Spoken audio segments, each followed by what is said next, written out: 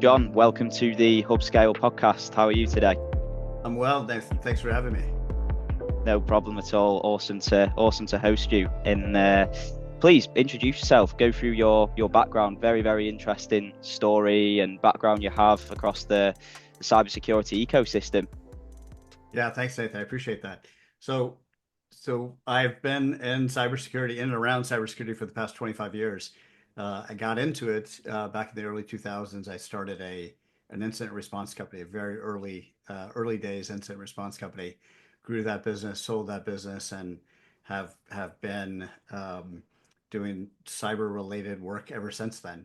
So after selling that business, I went to several consultancies, including Navigant Consulting and a company called PwC, which I'm sure your listeners may have heard of, and led practices in forensic technology and cybersecurity there before joining ultimately Verizon. And at Verizon, uh, I ran or co-led the cybersecurity business, which is about a $500 million business for Verizon. That's the services, the cybersecurity services that Verizon provided to enterprise customers, not the protect the network side, but the services we provided, and led all the go-to-market for Verizon. Since leaving Verizon, I've worked with numerous startups in both on the technology side and the services side of cybersecurity, in both CRO roles and fractional CRO roles and advisory roles. And so I feel like I have my pulse on sort of the state of the technology market and the state of the cybersecurity industry, having seen it growing up over the last 25 years of experience. Yeah, awesome stuff. So, talk to me about how it all began at S3 Partners, where you founded that incident response company, and then that brought you into the whole world of security. Talk to me about the early days there and what that was like. Yeah, it's actually it's a fascinating story. So it started with a longtime friend of mine who was an assistant U.S. attorney in Dallas, which is where I was based at the time. He was doing early cybercrime prosecution for DOJ, and he then left and went into private practice. And he approached me and he said, "Look, John, I know you've got a history in leading consulting companies and developing startups and things like that. The situation I'm in right now is that when I was at the Department of Justice, I had the FBI at my disposal to do all my investigatory work. Now I'm in private practice. I don't have FBI. I've got a bunch of kind of stringers that I bring on here and there, but they lack the sort of the business acumen and really the kind of the reliability that I need to build a private practice. So I he basically came to me and he said, I worked on a business plan. I think this is a good idea, but I'm a lawyer and I need somebody to help me figure this out. So we spent a fair bit of time working on the business plan and ultimately ended up finding some just exceptional talent in the kind of the early days of incident response and cyber breach response, and brought those people on board and built a nice little business. When we sold the business 3 years later, we had three offices. We were doing work primarily for law firms at the time. That's where a lot of the work was coming from. But we were doing some large scale enterprise investigations and things like that. And look, that those days were kind of the Wild West, right, of cyber. I mean, there weren't very well established practices. People didn't, particularly non-technical people didn't appreciate sort of the risks associated with, kind of this merging field of cybersecurity, and it was just a nice time to kind of. I felt like I was sort of at the birth of an industry in a lot of ways. I know, not to oversell it. There's people that have been doing this sort of stuff for a long time, but it really, the early 2000s was kind of that where a lot of the companies that we know today, were established and founded, and so I got to see a lot of that in action. Amazing stuff. And then how did you end up transitioning from that? Obviously, you sold the company. How did you end up transitioning into the world of the consultancy play, doing a lot of the cybersecurity services there? How did you go about that, and how did you find it? Yeah, I mean, so I ended up working for the company that acquired us for a little bit, and then was recruited by a consultancy that was a publicly traded one, and it's no longer around. They were bought several years ago, called Navigant Consulting. Navigant had a burgeoning sort of cyber forensics practice, and they were looking for people to come in and kind of help build that. So they recruited me. I came on board, and I'd had an experience. I'd been in and around consulting, a lot of my early career. So, kind of, and then, S3 Partners was a consultancy in and of itself. So the transition into a consulting firm was pretty easy and seamless for me. Um, and it was, again, an opportunity to kind of build a business around emerging technologies. And the other side of that practice, that's has been historically closely linked to cyber investigations, forensic investigations, is e-discovery. So, this is an industry again that grew up around the same time where you've got parties engaged in litigation. They now, instead of looking for paper documents, are looking for forensic files and data off computers. So I helped to lead and build that practice for Navigant, and then ended up getting recruited by PwC. So I let recruiters drive my destiny for a while.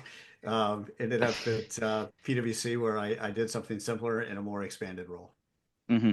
Awesome stuff. And then you transitioned onto quite a large role with Verizon, right? Where you mentioned before you were co-running that 500 million, $500 million business unit around cyber. Talk to me about that. How was that experience? It was definitely one of the highlights of my career for sure. Verizon has been a major player in cybersecurity for decades. They acquired a number of early players in the space, and brought them together. Companies like CyberTrust and Ubizin brought them together under the Verizon umbrella, and had continued to, I think, set the standard for managed security services and professional services, frankly, in the U.S. and in certain places around the globe. But that business had really stagnated by the time I was brought in.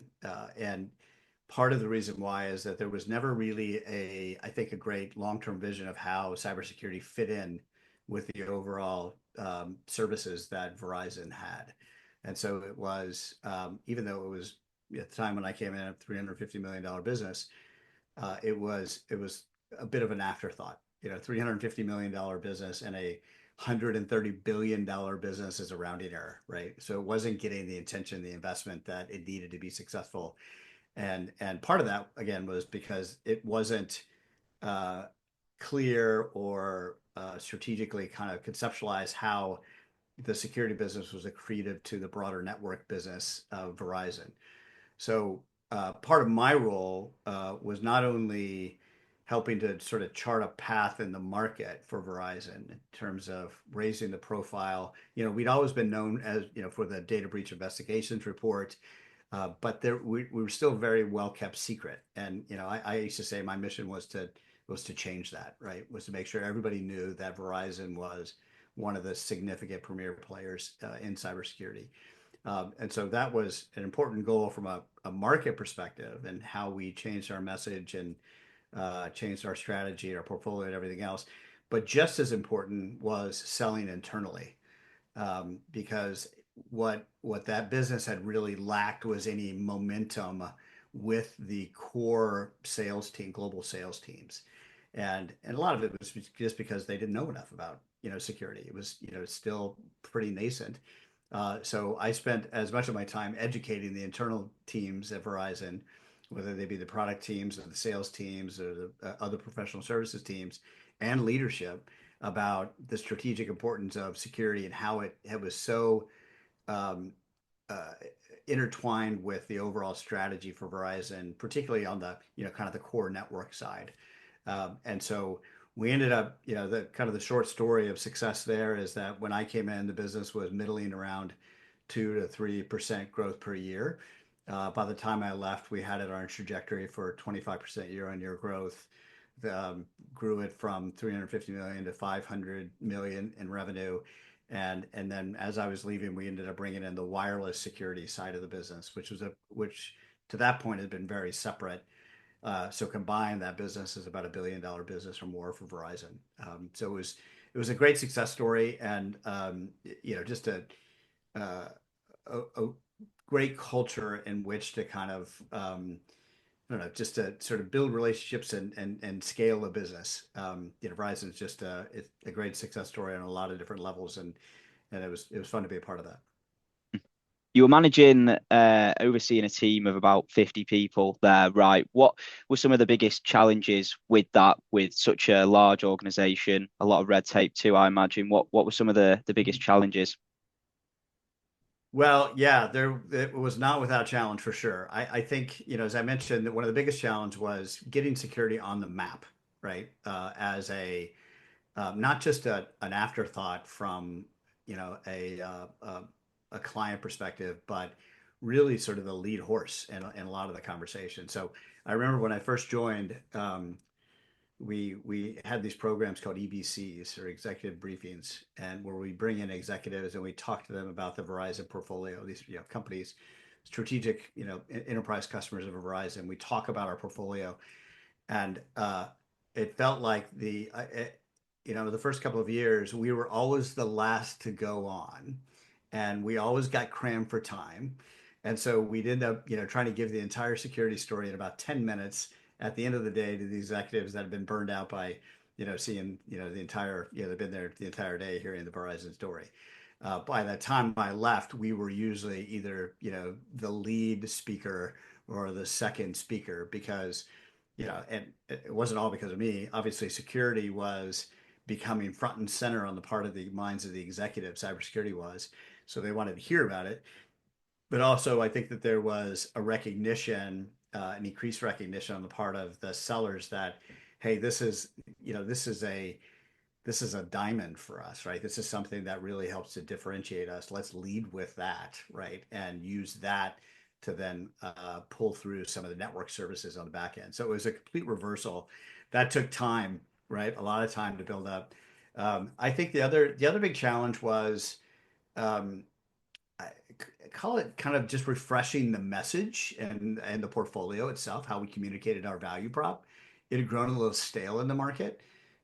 We had a lot of different products that, frankly, weren't generating that much revenue for the business. So we needed to kind of rationalize where we focus our efforts. And then we needed to come up with new, creative, clever ways to get the message out about, why Verizon. And so, there was, marketing, at Verizon is a behemoth organization, as you can imagine. We're this little kind of tiny component. And so trying to work with marketing to present us in a way broadly that would be accretive to our business was a constant challenge. Trying to fight for dollars to get that right. Mm, But ultimately, we were successful in a lot of respects, and that helped us, I think, change the perception of who Verizon is in the market. So those are the biggest challenge. I think, other ones were, I inherited a team where, frankly, half of them didn't have any cyber experience. They had been longtime Verizon execs. They're very capable, but they were relatively new to the space. So there was a lot of education that went into it. We put together training programs and things like that, just so the people that were in this space really understood the dynamics of it and could help me think more strategically about how to go to market. mm. Yeah, really, really interesting points there. And then after the 5 years at Verizon and a brief spell at another incident response company, you then joined at the time what was the Series Seed security operations center vendor, Strike Ready, which was where we first met, of course. Talk Right. to me about that transition from going from obviously Verizon to a Series Seed security product platform play, which no one had heard of. Talk to me about the transition there and how the first few months actually were, and how tough they were, and some of the results you Sure. managed to get early on.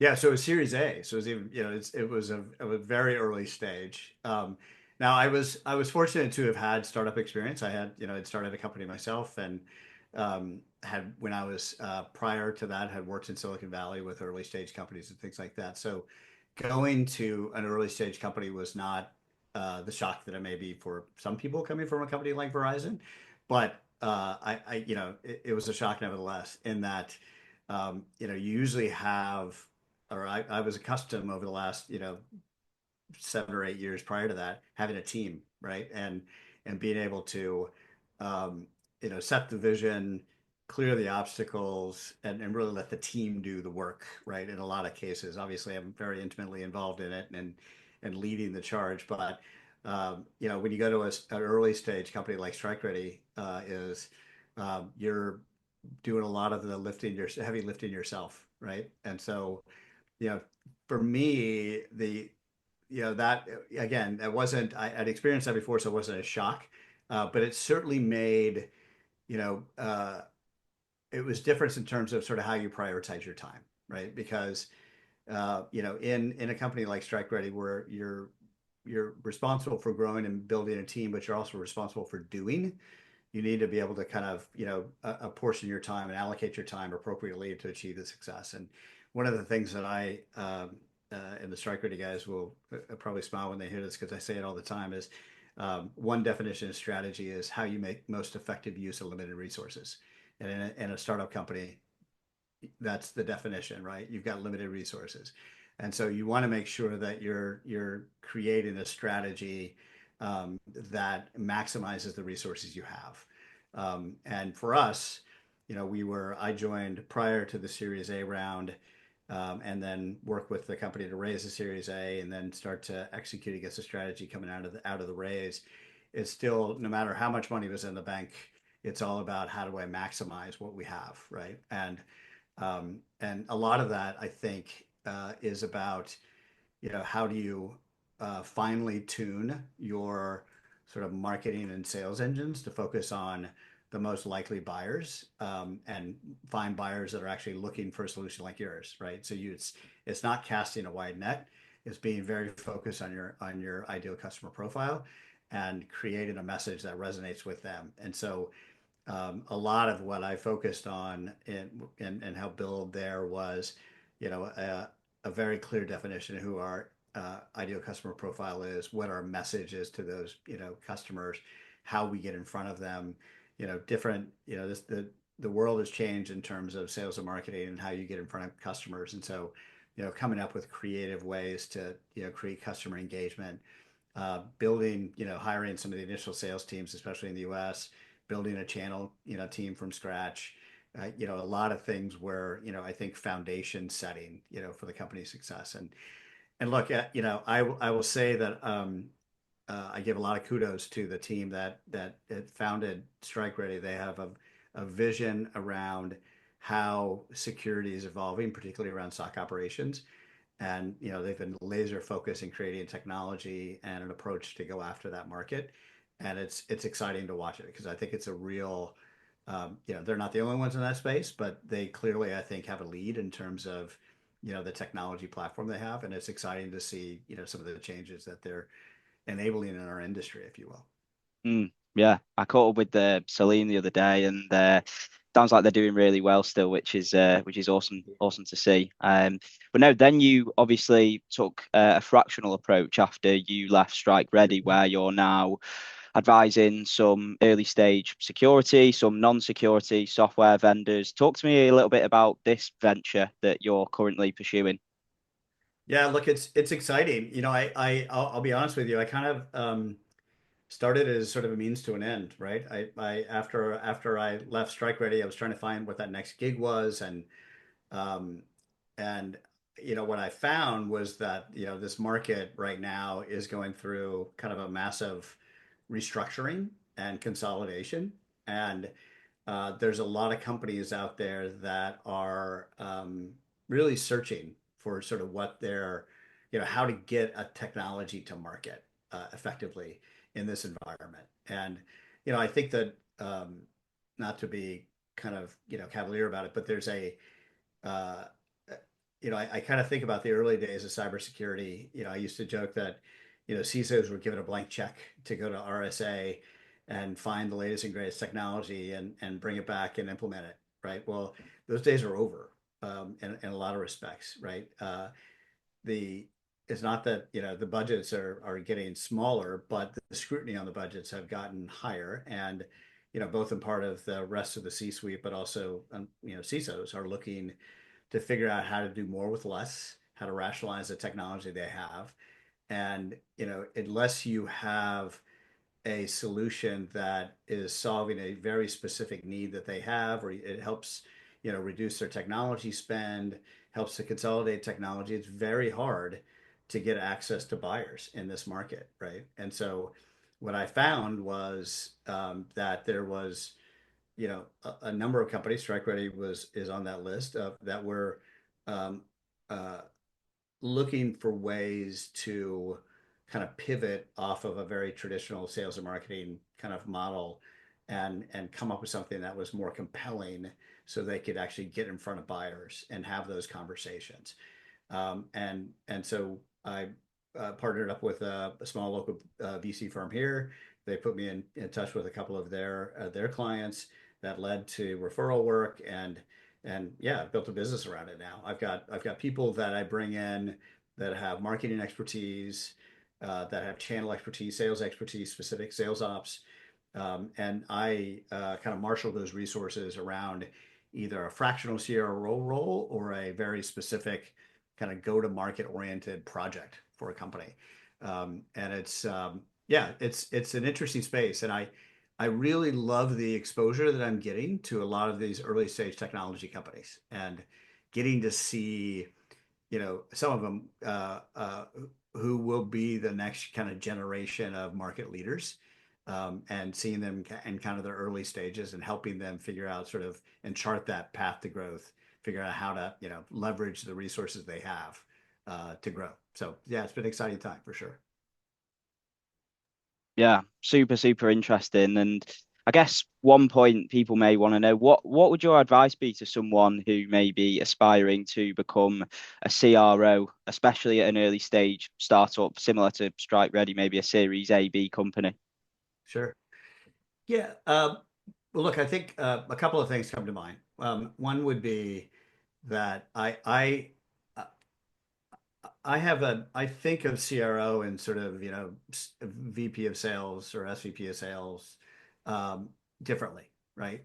Um, I think that a CRO role um, requires kind of the thinking sort of across the landscape in different channels, right? So it's everything from, the sales side of the business, but it also includes the channel and, business development activities. But it also, I think, in an ideal world, encompasses sort of the marketing, messaging, value prop side of the business as well. Because, I think so often, and particularly when you get to big companies, there tends to be a separation between marketing and sales.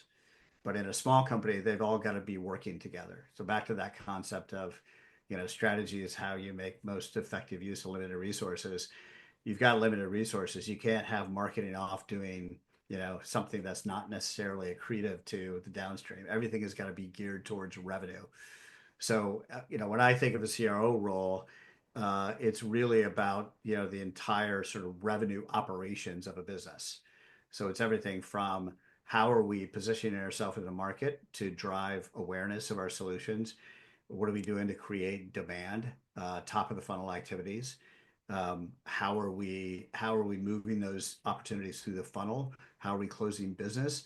How are we, working with our accounts, that are existing accounts to drive additional revenue and increase the stickiness? And it's also, how are we working with partners to expand our reach and our scope, right? So, I think that a CRO role has to encompass, it should, especially in a small company, encompass all of those things, right? And the key aspect of that is that it can't be kind of, linear, sort of one-dimensional thinking about how do I go out and, drive increasingly more sales. That's clearly part of the solution, but everything needs to come together in sort of a revenue operations model that's, strategic, that, is going to point you or get you to the objectives that the company has set, right? So I think, for those aspiring to be, a CRO, think of it as sort of a multidisciplinary approach, right? If I've got capabilities from a sales perspective, I probably want to pick up some capabilities from a marketing or channel perspective, because CRO is, about bringing that all together, into a different unit. I think the other, and perhaps this is just to sound too blatantly obvious, but the other approach is that it's got to be revenue oriented, right? It's not marketing for marketing's sake. It's not channel development for because we want to put channel logos on our website. Everything has to be geared towards driving revenue, right? That's how you're going to be managed at an early stage company. If you've got investors, that's what they're going to be looking for, is to see that growth and that traction. If you're trying to attract investors, they want to see sort of a pattern of growth, year on year growth to get there. And to do that, you've got to have revenue. So you've got to have all engines firing in the same direction to drive that revenue growth. And that's really, I think, the role of a CRO. Mm. Yeah, it's often a hot seat, isn't it, the CRO, because you often get one chance to get it right and one chance only. So no, it's a super interesting role. But no, Yeah, thanks so it's much. not for the faint of heart, that's for sure. Exactly, that's Yeah, for and sure. especially when you start to get investors involved, right? I mean, this is VCs. yeah, I mean, I've talked to friends of mine that have the role, and they say that, with an early stage company, the average life expectancy of a CRO is about 18 months. Mm, And a lot of that is, look, you may be right for one stage of the growth, but perhaps not right for the next stage of the growth. You bring in investors that have different ideas on where to grow, and they have their own people. And so it's again, it's not for the faint of heart, but it can be incredibly rewarding to build, a revenue machine for an organization that helps to drive to that next stage of growth. And I think that's the rewarding aspect of it. 100%, 100%. Well, I've really enjoyed the conversation today, John. Thanks so much for joining. Let's hope we get to do it again soon. Yeah, Nathan, thanks again for having me. Really enjoyed this.